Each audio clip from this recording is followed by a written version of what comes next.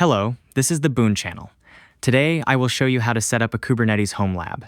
You are likely using Kubernetes for software development these days, as it's essential for orchestrating multiple services running in containers. But how do you set up a Kubernetes cluster?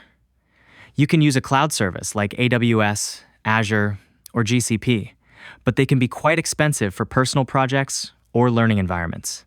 What about installing Kubernetes on your development laptop? The problem is that running Docker and Kubernetes on a laptop, especially while working remotely, will quickly drain your battery. In this video, I will guide you through building a Kubernetes cluster on a mini PC at home or in your office, creating an environment that can be accessed remotely from your laptop via the internet. First of all, we will choose a tool to set up a Kubernetes cluster. There are several options available, such as Minikube, Kind, k3s, and k3s. The first two tools are useful for quickly launching a cluster to create a clean testing environment, but they are not suitable for long-term development environments or production use. Both k3s and k3s are suitable for development environments and are quite similar to each other. k3s uses Snap to install itself and dependencies and is developed with supporting development environments in mind. On the other hand, k3s has a one-binary installer and focuses on running in low-resource environments.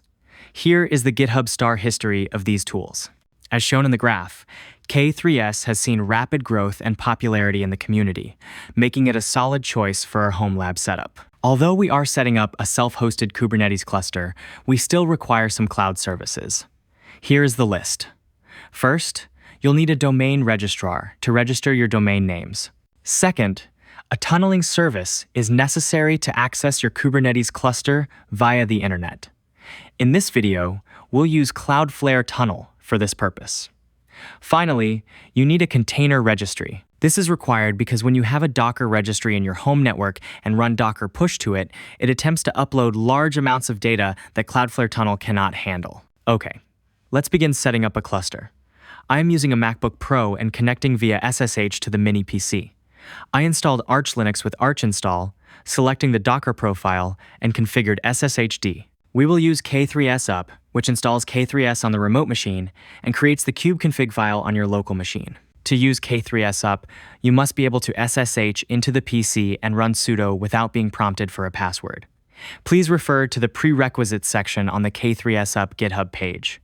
I created this sudo configuration file. If you are using Arch Linux, you must configure SSHD to support keyboard interactive authentication with PAM. Here is the configuration file. Restart SSHD after you place this file. Now your Linux machine is ready. Let's return to the local machine and clone this GitHub repository. Here you can see the source tree. We'll use mise to install the required tools in our local environment. You can install mise by following the instructions in the Getting Started guide. Run mise install, and then mise lsl to see the installed tools. Gomplate is a command line template engine used to generate configuration files. Gum is a tool that provides interactive prompts to collect user input. Helm is a package manager for Kubernetes that we use it to install applications in Kubernetes. Just is a task runner, where installation commands are written as recipes in just files. Kubelogin is a command used to set up authentication for kubectl. Vault is the CLI for HashiCorp Vault, which I will explain in more detail later. Now that all the required tools are installed, let's create the .env.local file, which defines the environment variables used by the just recipes. Run justenv setup. It will prompt you for some information, and then create the .env.local file. Run just k3s install to create a k3s cluster. This saves the kubeconfig to your local machine.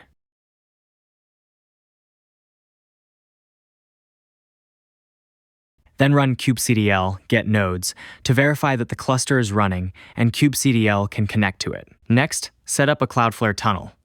Sign into the Cloudflare dashboard. In this example, the boon.dev domain is registered with Namecheap, and its DNS is managed by Cloudflare. Go to Zero Trust, Network, Tunnels, and click Create a Tunnel. Select Cloudflared, enter a name, and click Save Tunnel. If your Linux is based on Debian or Red Hat, follow the instructions provided here. For Arch Linux, install Cloudflare D with Peru, then create the systemd unit manually. Open this Cloudflare D documentation page, copy the command that opens the systemd unit file for editing, and run it. Paste the sample content provided, then update the executable path and the token. You can find the token on the tunnel page. Copy the command shown here and extract only the token value.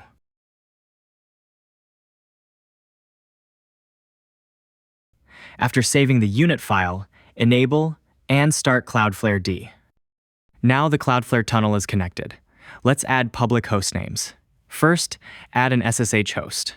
Click the Add a Public Hostname button, enter subdomain SSH, domain bun.dev, service type SSH, and URL localhost 22, then click Save.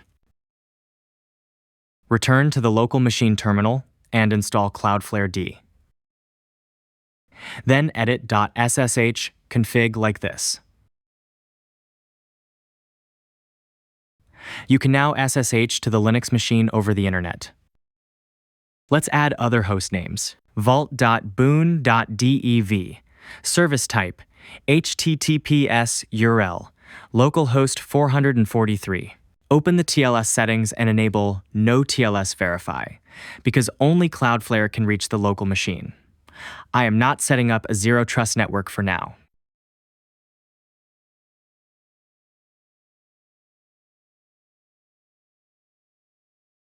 auth.boon.dev, service type, HTTPS URL, localhost 443.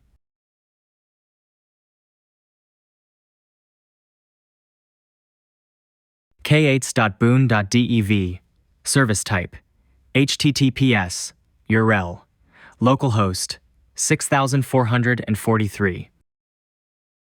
Now all public host names are ready. Next, we are going to install Longhorn, HashiCorp Vault, PostgreSQL, and Keycloak. Longhorn is a distributed block storage system for Kubernetes that provides a highly available, enterprise-grade storage layer with no single point of failure. In a development environment, you can also create a persistent volume that points to an NFS export, so you can work with large datasets stored on your NAS. HashiCorp Vault is a system for managing secrets and encryption keys. We will use it as our primary secrets store. Vault lets us share sensitive data securely across multiple applications. PostgreSQL is a relational database engine. We will use it to store data for Keycloak and other applications. Keycloak is an open-source identity and access management server. We will use it as the authentication and single sign-on provider for our applications and for Kubernetes API access. To install Longhorn, install OpenISCSI on the Linux machine and start the iSCSI D service. Then, return to the local machine and run just Longhorn install. I am watching Kubernetes resources in the top right pane and logs in the bottom right pane to help with troubleshooting. Run the command,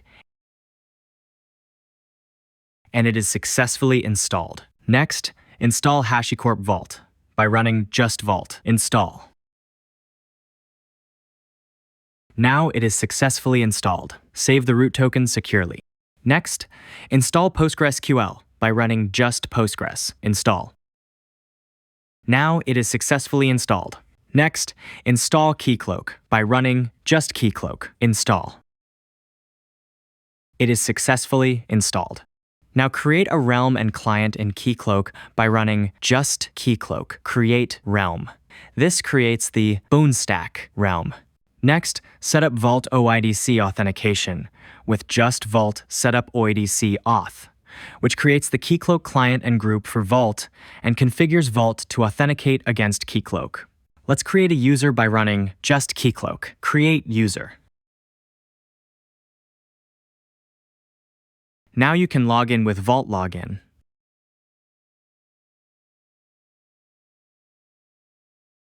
And read a secret with Vault kvget, or use the just recipe to fetch a secret like this. Finally, we will set up OIDC authentication for Kubernetes. Run just k3s setup OIDC auth. This configures the K3s cluster to use Keycloak for OIDC and creates a new kubectl context mini PC1.oidc. Verify it with kubectl get nodes. You can now access the Kubernetes cluster over the internet. I am going to check if I can create a pod in service.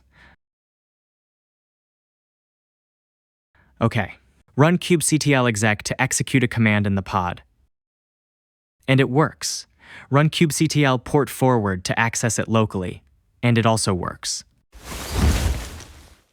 Alright, in this video, we built an internet-accessible Kubernetes home lab secured with Cloudflare Tunnel and OIDC. You now have a low-cost cluster you can reach from anywhere for development and learning.